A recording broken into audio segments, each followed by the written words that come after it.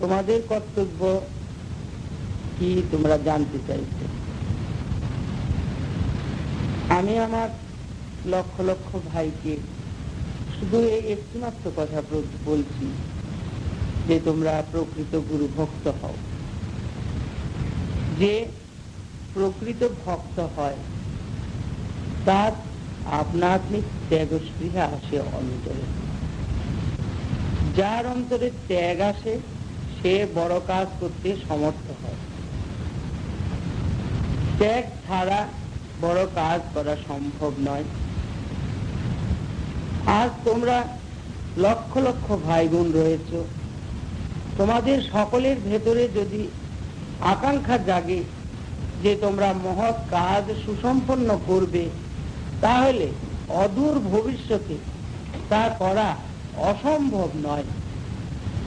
সুতরাং তোমাদের ভেতরে আসা দরকার ত্যাগ, তোমাদের ভেতরে আসা দরকার সাধনায় একনিষ্ঠ মনোবৃত্তি এবং গুরুভক্তি। এবং এই কয়টা জিনিস একটার সঙ্গে আরেকটা ওতপ্রোত ভাবে মিশ্রিত রয়েছে। মণ্ডলীর ভেতরে একতা নাই, প্রায় সর্বত্রই শুনতে পাই। এর দ্বারা কাদের যে কত ক্ষতি হচ্ছে বলবার নয়। অখণ্ড মণ্ডলী অর্থাৎ তোমরা খণ্ড থাকবে না।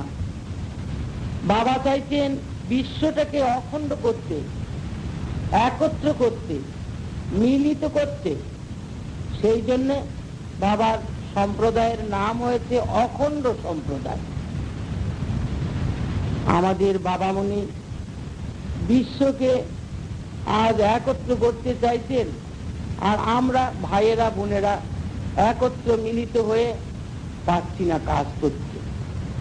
কেননা সমবেত উপাসনায় নাই আমাদের রুচি। সমবেত উপাসনা যদি আমরা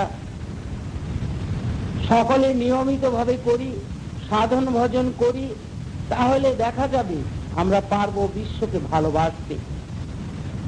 বিশ্ব পিতাকে যে ভালোবাসে সেই বিশ্ব প্রেমিক হতে পারে। তোমরা প্রত্যেকে বিশ্ব প্রেমিক হও, তাহলে দেখবে বাবার প্রকৃত সন্তান বলে তোমরা পরিচয় দিতে পারবে। নতুবা শুধু আমরা অখণ্ড অখণ্ড এই বলে চিৎকার করে তো লাভ নেই। বাবার কাছে অখণ্ড এবং অনখণ্ড সকলেই সমান। বাবা সমগ্র বিশ্বের কল্যাণের দিকে তাকিয়ে কাজ করছেন। বাবা শুধু তার সম্প্রদায়ের দিকে তাকিয়ে কাজ করছেন না, তার লেখনী সমগ্র বিশ্বের দিকে তাকিয়ে চলছে, তার ভাষণ সমগ্র বিশ্বের দিকে তাকিয়ে চলছে, তার সাধনা সমগ্র বিশ্বের দিকে তাকিয়ে চলছে। বাবামণি এক অদ্ভুত গুরু, অর্থাৎ এক কথায় বলতে গেলে বিশ্বগুরু। তার সন্তান আমরা আজ বিশ্বকে ভালোবাসবো, বিশ্বের কল্যাণের জন্য আমরা আত্মোৎসর্গ করব। বাবা বলেছেন জগতের সকল সম্প্রদায় আমার, আমি জগতের সকল সম্প্রদায়ের। বাবা বলেছেন একলা আমি মুক্ত হতে চাই না প্রাণনাথ, আমায় তুমি যুক্ত করো বিশ্বজনার সাথে। আমরা তাঁরই সন্তান, আমাদের ভেতরে কেন সেই গুণ আসবে না?